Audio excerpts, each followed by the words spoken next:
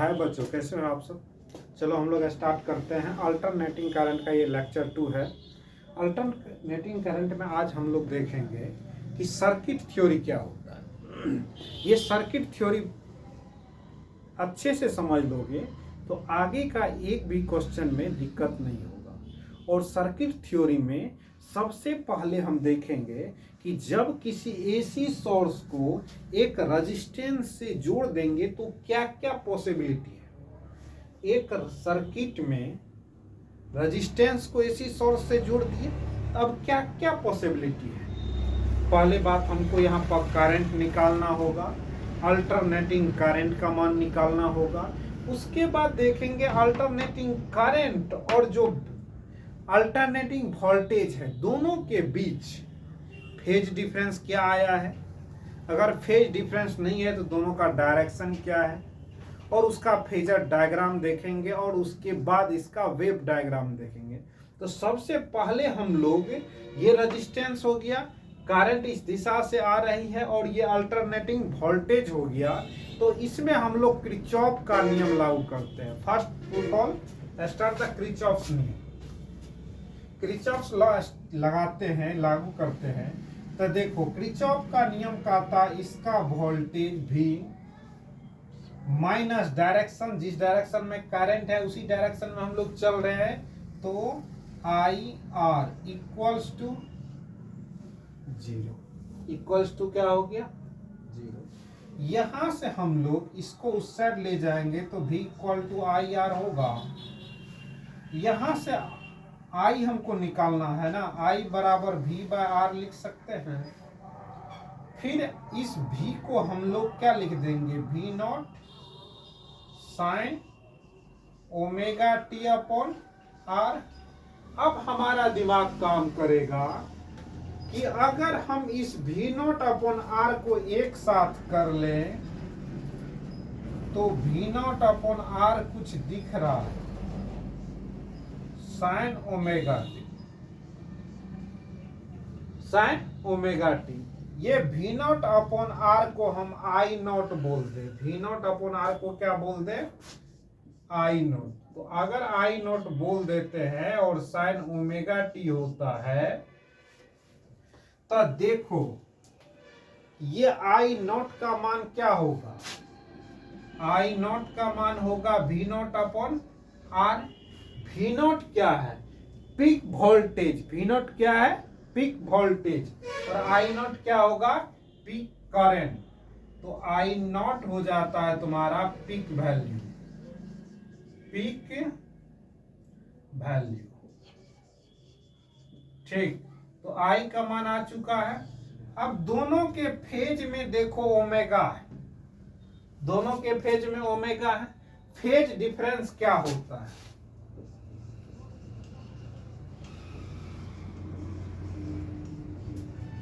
Phase difference का हम बात करें तो magnitude of phase of voltage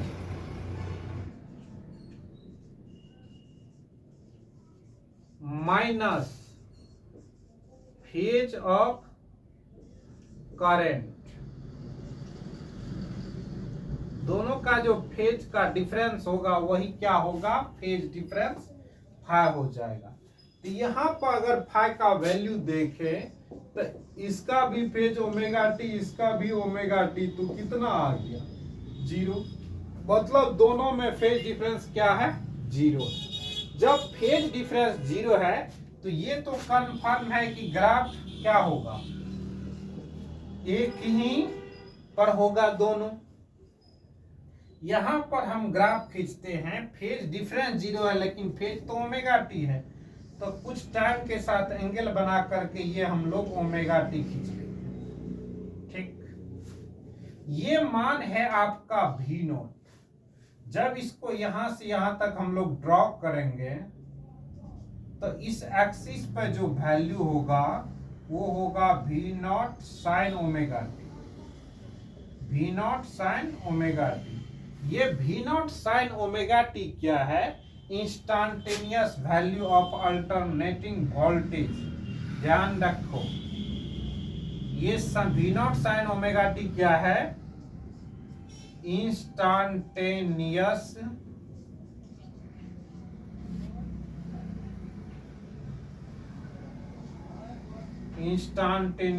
voltage. ठीक, अब देखो जब V को R से डिवाइड कर दिया गया तो कुछ मान छोटा आएगा, तो ये मान लेते हैं करंट का आया। क्या है? करंट। इसका यहाँ पर कहीं ना कहीं ड्रॉ कर देंगे, तो ये वाला जो मान होगा वो I not sine omega T हो जाएगा, और वो V नॉट था, ये पूरा क्या था? V था। तो उसी प्रकार I नॉट को भी हम लोग बोलेंगे क्या? Instantaneous current. वो वोल्टेज था, ये करंट था, तो दोनों का फेज डिफरेंस समझ गया। अब हम लोग चलते हैं वेव डायग्राम। ये कौन सा डायग्राम है? ये फेजर डायग्राम है। ये कौन सा डायग्राम है? फेजर। अब हम लोग कौन सा डायग्राम में चलते हैं? Wave diagram.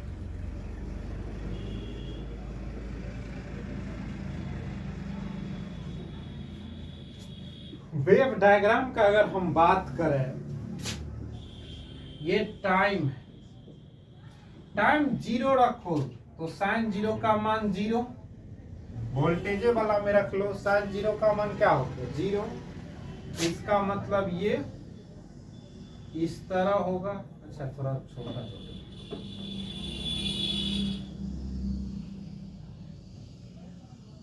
ये होगा वोल्टेज का। यहाँ तक क्या होता है? V नॉट होता है, इधर क्या होता है? माइनस V नॉट होता है।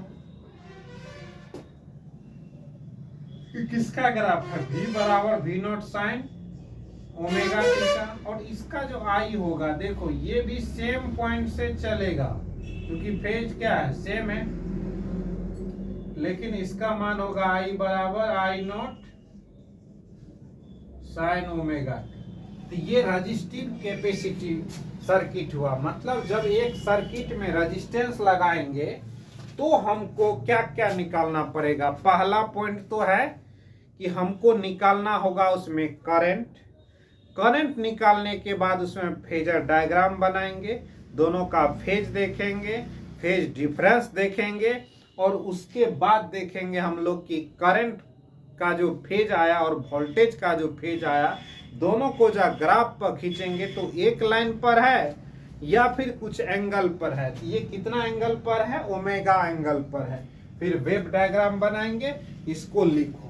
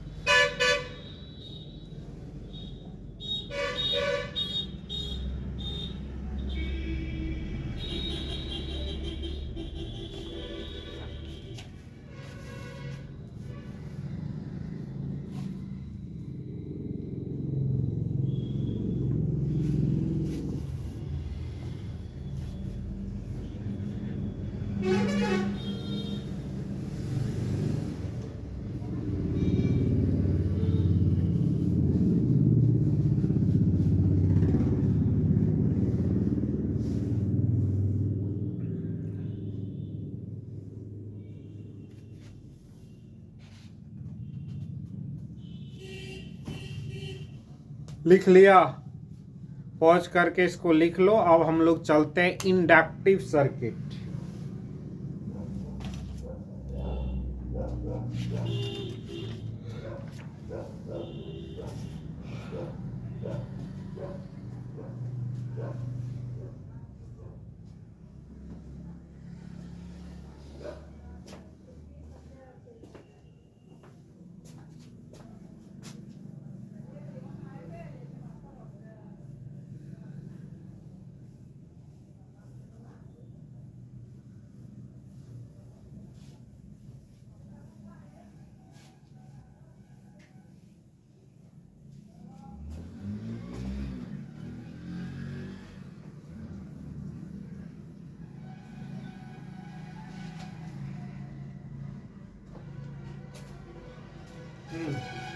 तो चलो अब हम लोग देखते हैं नंबर 2। कौन सा? Inductive circuit.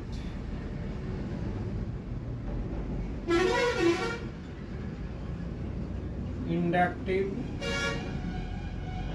सर्किट मतलब ऐसा सर्किट लेंगे जिसमें क्या लगा होना चाहिए? इंडक्टर लगा होना चाहिए। ऐसा सर्किट लेंगे जिसमें इंडक्टर लगा होना चाहिए। तो पहले इंडक्टर लगाते हैं फिर बात करते हैं। देखो, ये तो अल्टरनेटिंग सोर्स से जोड़ दिए, इंडक्टर लगा दिए। इंडक्टर लगाते ही दिमाग में क्या पैदा हुआ? इंडक्टर लगाते ही दिमाग में पैदा हुआ कि जब भी इंडक्टर आएगा उसमें खुद एक इंड्यूस्ड करंट इंड्यूस्ड करने की कैपेसिटी, इसमें एक खुद इंड्यूस्ड ईएमएफ होता है जो -L/di/dt होता है। क्यों? जब इससे करंट जाएगा V बराबर V0 sin ओमेगा t, जैसे इसमें पहुंचेगा तो इसमें क्या होगा? करंट मैग्नेटिक फील्ड उत्पन्न करता है, इसमें मैग्नेटिक फील्ड उत्पन्न होगा। तो ये मैग्नेटिक फील्ड का जो चेंज होगा उससे मैग्नेटिक फ्लक्स उत्पन्न होगा। मैग्नेटिक फ्लक्स जहां उत्पन्न होता है वही इंड्यूस्ड ईएमएफ उत्पन्न होता है। इंड्यूस्ड उत्पन्न होगा और वो जो करंट हमारे इधर से जा रहा है तो वो कुछ इस टाइप से बनेगा। क्या बनाएगा? इस टाइप से बनेगा। अब हम लोग फिर वही किरचॉफ का नियम लागू करते हैं। किरचॉफ के नियम से देखना है यहाँ V माइनस इसका पोटेंशियल, तो E बराबर 0 और इसको मैग्नीट्यूड वाइज यहाँ हम रखेंगे। तो यहाँ पर V minus L into di/dt equals to 0। तो यहाँ से V बराबर L di/dt, यहां से हम V by L equal to di/dt। हमको निकालना क्या होता है? करंट और फेजर डायग्राम, वेव डायग्राम। तो करंट निकालना है, इसको क्रॉस मल्टीप्लिकेशन करते हैं। तो करंट निकालने के लिए di बराबर निकला V/L/dt। यहां से इंटीग्रेशन करते हैं VL/dt। इसका तो इंटीग्रेशन सिंपली I हो जाएगा di का, लेकिन V को बाहर कर लें। अच्छा, V को बाहर करने से पहले V का मान रख लो, V0 sin omega t upon L into dt, यही रखेंगे ना। यहां से V0 बाहर, L भी बाहर, अंदर में sin omega t। Omega T का अच्छे से पता है इंटीग्रेशन क्या होता है, minus cos omega T divide omega. अब यहां से हम लोग फाइनली करें तो V0 upon L omega naught cos omega T, साथ में माइनस। अब देखो यहां है साइन ओमेगा टी, यहां कॉस ओमेगा टी। हमको फेज डिफरेंस नहीं पता चलेगा, दोनों को सेम में लाना होगा। तो सेम में लाने के लिए हम लोग क्या करेंगे, इस कॉस को साइन में बदलेंगे। L I बराबर V0 अपॉन L ओमेगा, और यहां से कॉस को बदलेंगे sine π/2 minus omega T. Sine π/2 minus theta बराबर माइनस साइन थीटा होता है। यहां से I बराबर V0 अपॉन L ओमेगा और साइन ओमेगा टी माइनस π/2 आ गया। यहां से देखोगे तो इसको हम लिख सकते हैं I0। क्या लिख देंगे?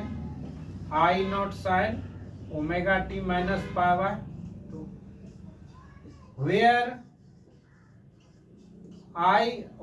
क्या है? XL इंडक्टिव रिएक्टेंस है। का वैल्यू क्या होगा, ओमेगा एल हो जाएगा। ये क्या है, इंडक्टिव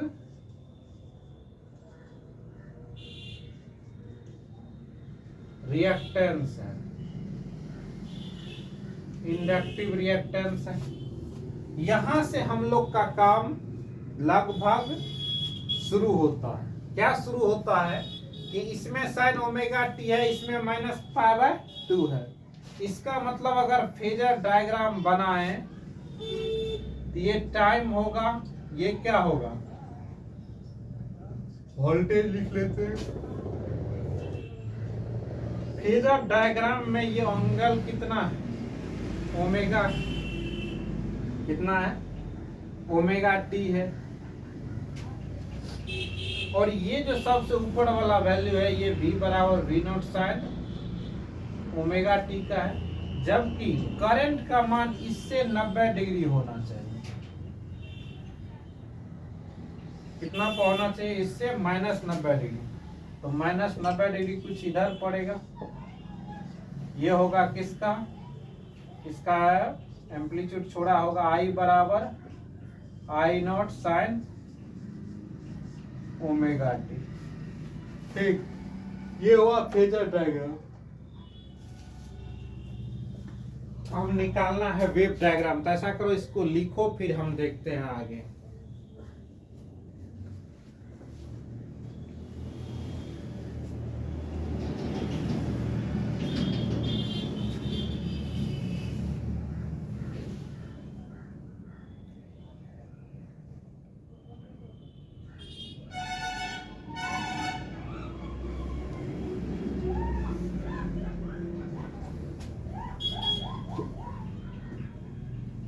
किसी को ये नहीं पता कि एक्सेल क्या है, तो हम बता दे एक्सेल क्या है, इंडक्टिव रिएक्टेंस। तो लिख तो दिए, एक्सेल बराबर ओमेगा एल इंडक्टिव रिएक्टेंस। लिखो इसको सब कुछ लिखा हो।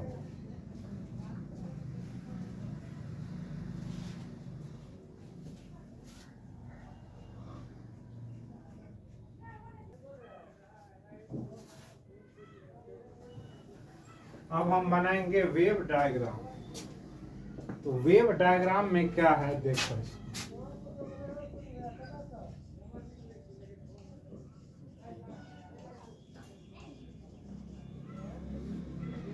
Wave diagram. वेव डायग्राम में पहले बात दोनों इक्वेशन लिख लो, v बराबर v not sine omega T, दूसरा I बराबर I not sine omega T minus pi by 2, यही है ना। अब अगर वेव डायग्राम बताए तो पता तो देखने से चल रहा है कि दोनों साइन का होगा। तो साइन 0 से बढ़ेगा, साइन 0 से ऊपर जाएगा, फिर नीचे आएगा, फिर इस तरह का इसका कर्व बनेगा। ये किसका है, वोल्टेज का। v बराबर v not sine omega T का ये ग्राफ। अब आता है हमारे पास करंट का graph. Current magnitude wise same होगा, अधिक फेज वाइज सेम होगा।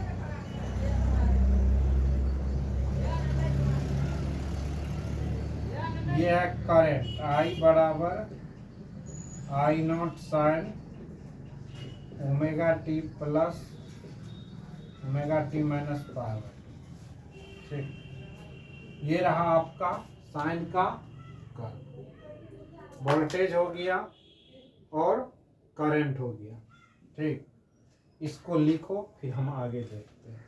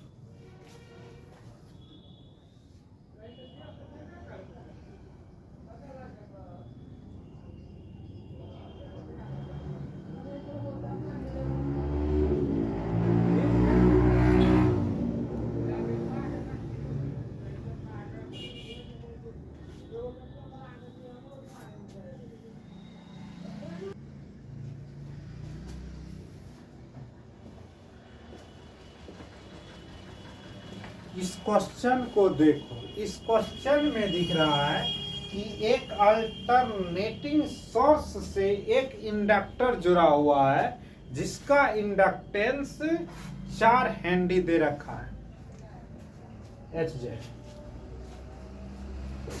ठीक,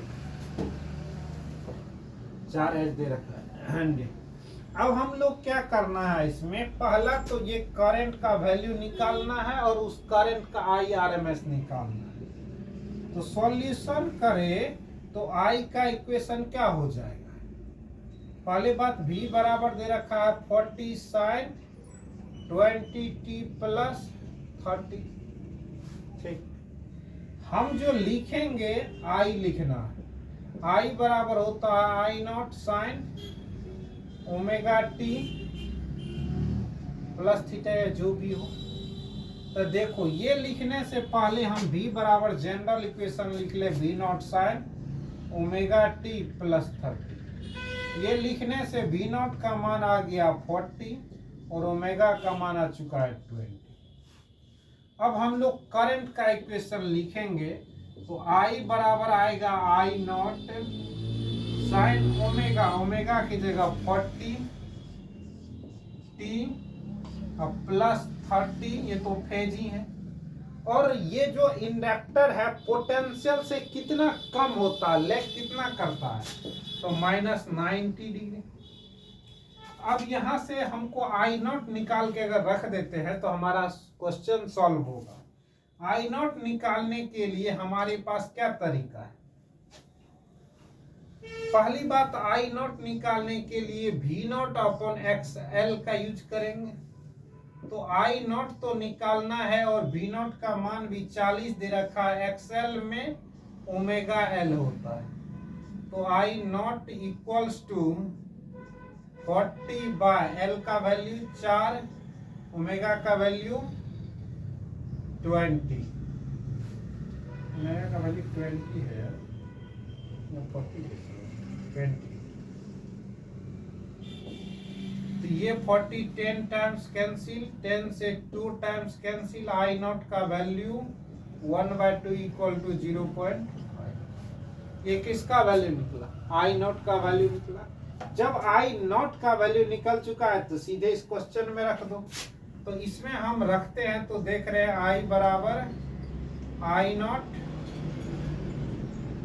साइन, I नॉट का तो मान है ना 0.5 साइन 20t और माइनस कितना होगा -60, ये हो गया। अब IRMS निकालना है। IRMS बराबर बताए हैं I नॉट बाय √2 होता है। तो I नॉट का वैल्यू 0.5 बाय डिवाइड √2 कैलकुलेट कर लेना, यही आंसर आएगा। इसको लिखो, पॉज करके लिखो और लिख।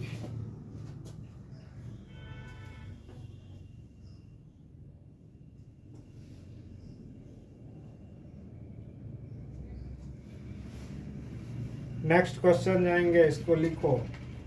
थ्योरी पढ़ा देते हैं क्वेश्चन की जगह।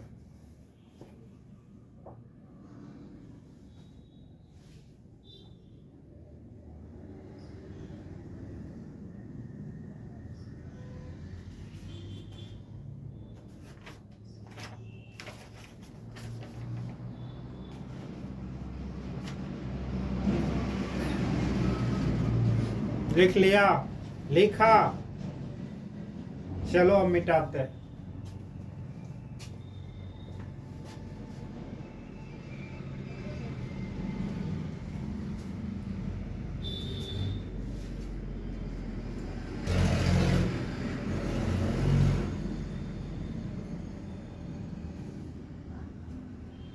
लिख लिया हो तो हम मिटाएं।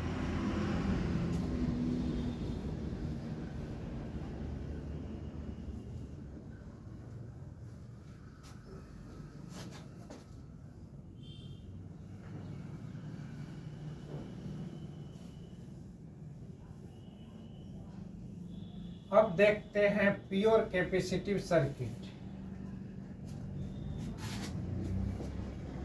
क्या देखेंगे, ऐसा सर्किट जिसमें सिर्फ कैपेसिटर लगा होगा उसी का नाम होगा pure capacitive circuit.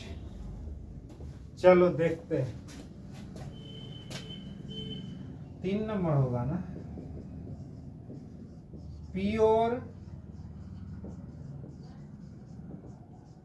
Capacitive circuit. नाम से ही पता चल रहा है कि कैपेसिटर होगा। क्या होगा? कैपेसिटर होगा। जब कैपेसिटर होगा तो वहां अल्टरनेटिंग सोर्स भी होगा ही।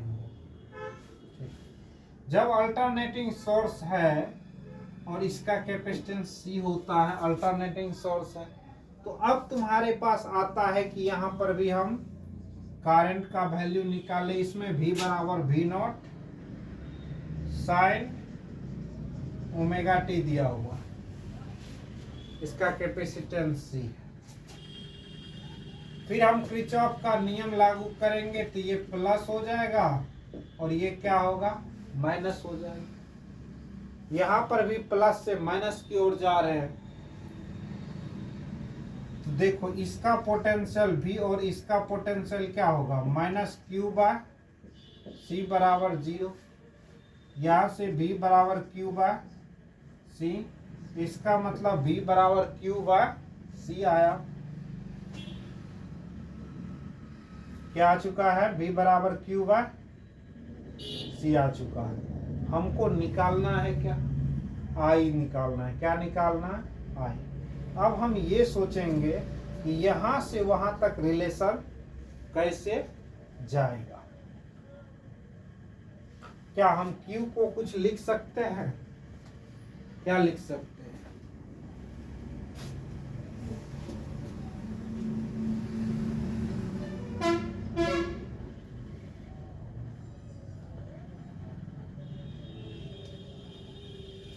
Q से हमको करंट में निकालना होगा रिलेशन, तो यहां से हम लोग पहले इसको क्रॉस मल्टीप्लिकेशन कर लेते हैं, तो Q बराबर हो जाएगा C। Q बराबर C, तो Q है, C तो C है, V का मान क्या है? V0 sign omega T. अब हम लोग कहाँ चलते हैं? करंट के पास। I बराबर होता है dq बाय dt। dq का मान देखोगे तो d C into V0 sign omega t upon dt। यहां से C V0 बाहर, अंदर में sign omega t upon dt, और साथ में अभी कुछ भी C V0, और इसको करेंगे तो cos ओमेगा टी देगा। क्या देगा? और साथ में ओमेगा का प्रोडक्ट भी देगा। तो I बराबर दिख रहा है V0 अपॉन, पहले तो यहाँ पर रहने ही देते नहीं तो दिक्कत होगा, C ओमेगा V0 और साइन, कॉस को साइन में बदलना है। कॉस को साइन में बदलने के लिए हम लोग को क्या करना होगा? कॉस 90 डिग्री माइनस थीटा बराबर क्या होता है?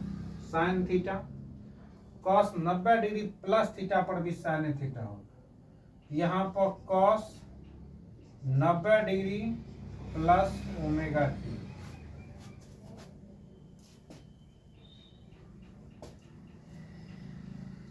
जैसे ही ये कॉस में 90 डिग्री देखेंगे, ये कौन सी में बदल जाएगा?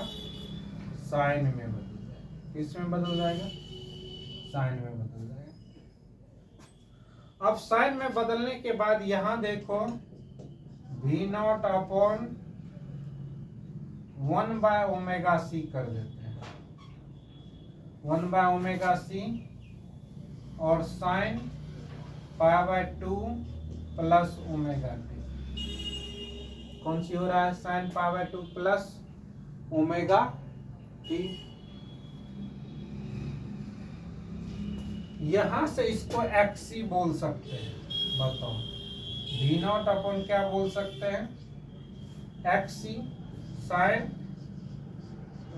पाई बाय 2 प्लस ओमेगा टी, एक ही बात है, omega T plus pi by two रखो या ओमेगा टी पहले रखो या बाद में रखो, कोई दिक्कत की बात नहीं है।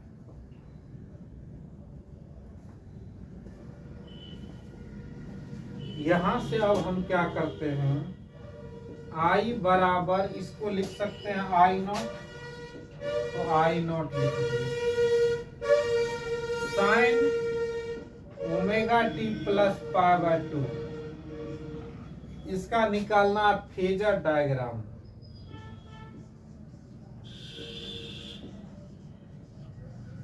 फेजर डायग्राम, फेजर डायग्राम निकालोगे तो देखोगे ये पोटेंशियल V बराबर V not sine omega T, कुछ एंगल थीटा बना लेगा। ओमेगा टी के साथ V बराबर V नॉट साइन इतना, और इससे हमको कितना जाना होगा प्लस पाई बाय 2, और कितना आगे बढ़ना होगा प्लस पाई बाय 2। चलो बढ़ जाते हैं, प्लस पाई बाय 2 किधर होगा, इधर की ओर कुछ होगा, तो ये रहा आई बराबर आई नॉट का, ये रहा V का ग्राफ, और बीच का एंगल कितना है 90 डिग्री। अब वेव डायग्राम,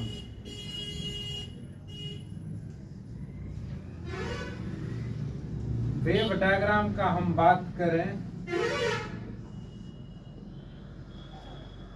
तो साइन जीरो के केस में जीरो ही होगा,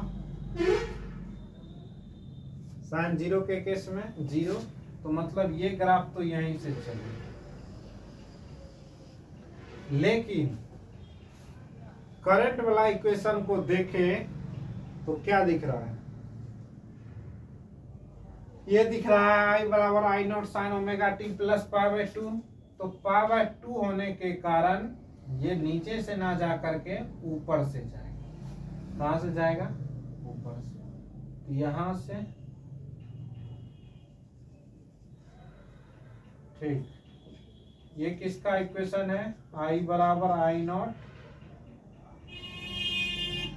sign omega T plus pi by 2, लिखो इसको।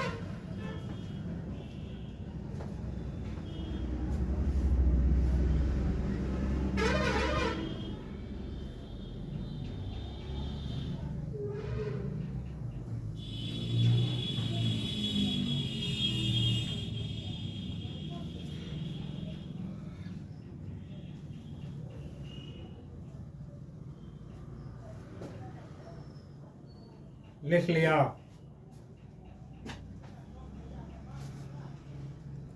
लिखा रे।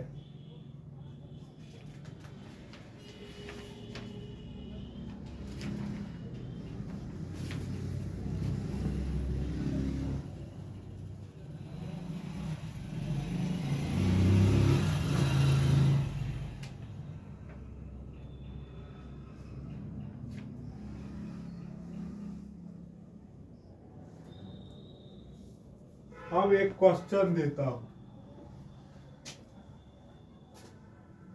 इसमें क्या क्या समझा। इसमें V नोट दिया होगा तो I नोट निकाल सकते हैं, I भी निकाल सकते हैं। अब हम लोग चलते कहां पर, एक नया क्वेश्चन की तरफ।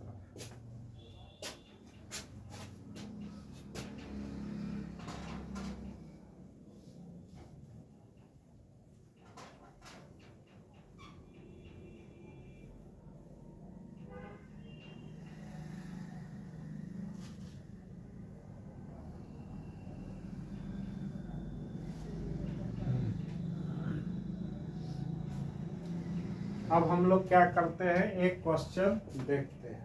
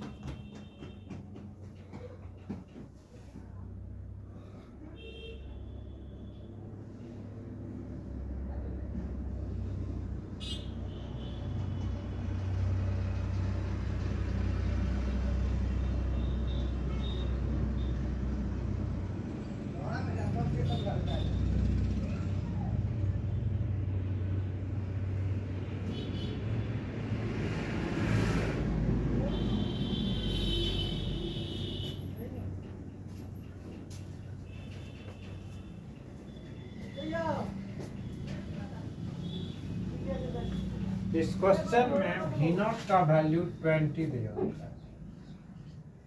ठीक, तो अब देखो V बराबर V not sine omega T और I बराबर क्या होता है I not sine omega T.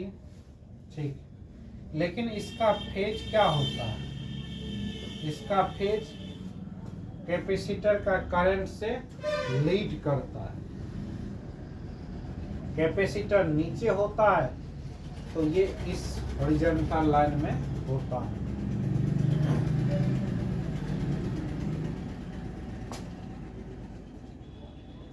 तो अब हम इसमें क्या देखते हैं, हमको आई नॉट का मान निकालना। आई नॉट का मान कैसे निकलेगा, वी नॉट अपॉन आर होगा, V not upon R, R के जगह क्या होगा एक्सएल होगा। वी नॉट का मान 20 है, एक्सएल का एल इंटू ओमेगा है, तो 20 इंटू एल का मान कितना है,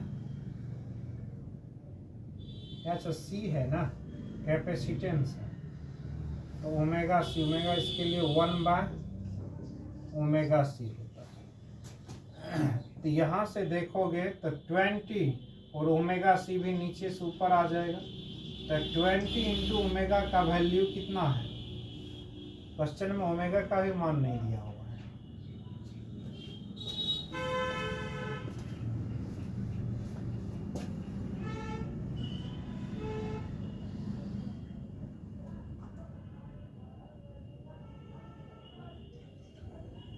अच्छा, आंसर भी ओमेगा टर्म नहीं है।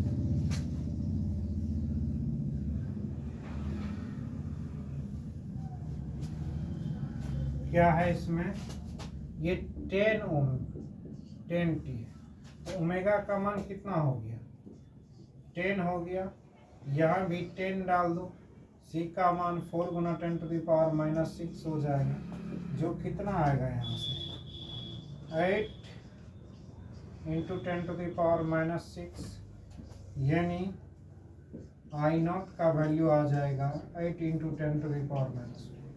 जब आई नॉट आ चुका है तो अब इक्वेशन क्या होगा, आई बराबर I naught sign 10t plus π/2, यही होगा। तो आई नॉट का मान है 800, यहाँ से लिख दो 8 इंटू 10⁻⁻4 और साइन 10t प्लस π/2, ये हो जाएगा आपका क्या, कैपेसिटेंस सर्किट में करंट निकालने का तरीका।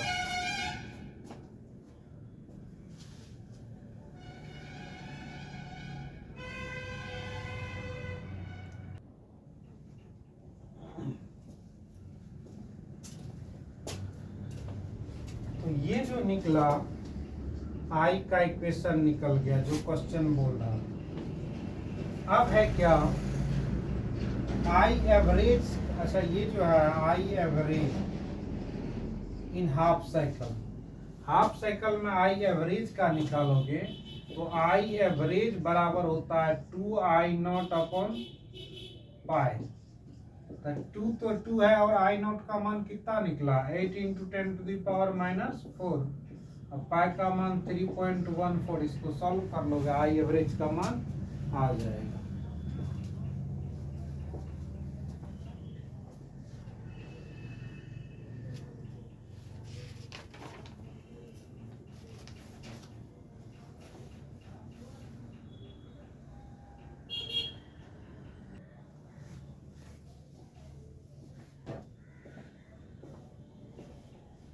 इस क्वेश्चन को देखो, पहली बात कैपेसिटर है और उसमें करंट दिया हुआ है, और निकालना है क्या, पोटेंशियल V का वैल्यू निकालना। हम ग्राफ जब बनाते हैं तो करंट अगर ये होता है तो पोटेंशियल ये होता है कैपेसिटर के से, मतलब करंट लीड करता है, पोटेंशियल लैग करता है। तो इसका मतलब दोनों के बीच में फेज डिफरेंस कितना होता है, 90 डिग्री। तो चलो हम करंट का इक्वेशन अगर लिखे, करंट तो है ही, पोटेंशियल का इक्वेशन अगर लिखे तो सिंपली V इक्वल टू क्या होगा, V नॉट साइन ओमेगा की जगह 40t प्लस 60 और प्लस फेज क्या होगा, प्लस 5 कर दो, नीचे रहता है तो माइनस ले लेंगे। ठीक, हमको 5 का मान सिंपली रख देना है, और लैग करता है इसलिए इसमें क्या होगा, माइनस 90 डिग्री होगा। अब हमको निकालना है क्या, V नॉट।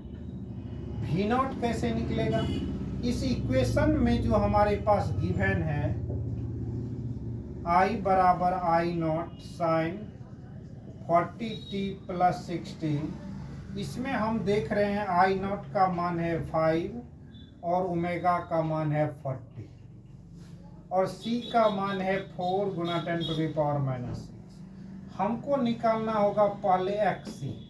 XC का फॉर्मूला होता है 1 बाय ओमेगा C, तो 1 बाय ओमेगा का मान है 40 और C का मान है 4 into 10 to the power minus 6, यानी कि 1 by 160 into 10 to the power minus 6। ठीक, ये XC निकल चुका है।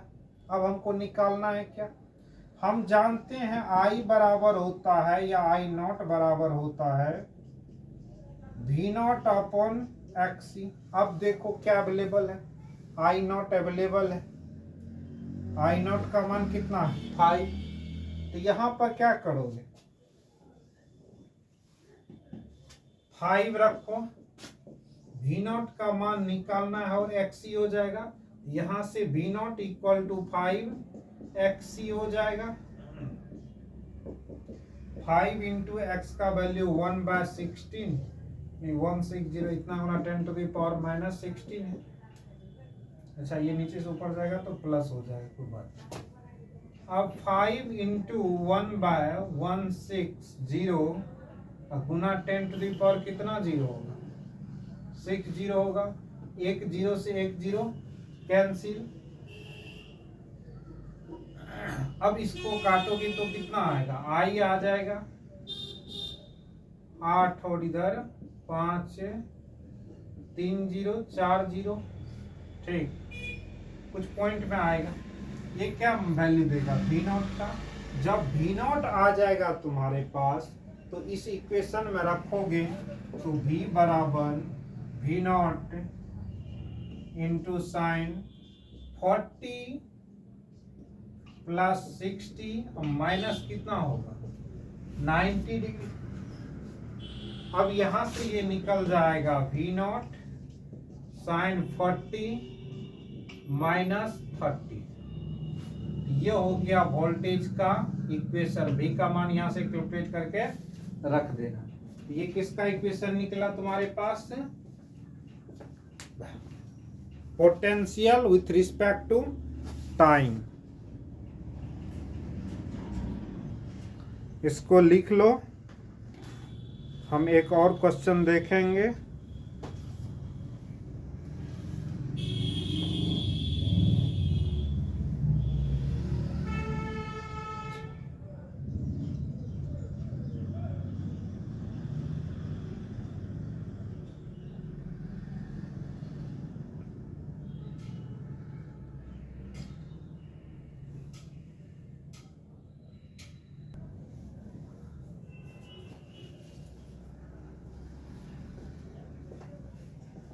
देखो इस क्वेश्चन को, क्वेश्चन लिख दिए हैं, अब आंसर करते हैं।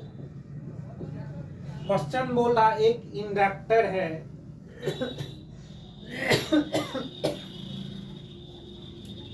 ठीक, जिसका 30 मिली हेनरी वैल्यू है, मतलब L बराबर कितना है 30 मिली हेनरी, 30 गुना 10 to the power minus 3 henry हो जाएगा। पोटेंशियल V का मान है 220 वोल्ट और न्यू है 100 HZ। ठीक, निकालना है क्या, XL। XL का फॉर्मूला क्या होता है, ओमेगा L। ओमेगा का मान नहीं है, ओमेगा का फॉर्मूला होता है 2 पाई इंटू न्यू, साथ में L।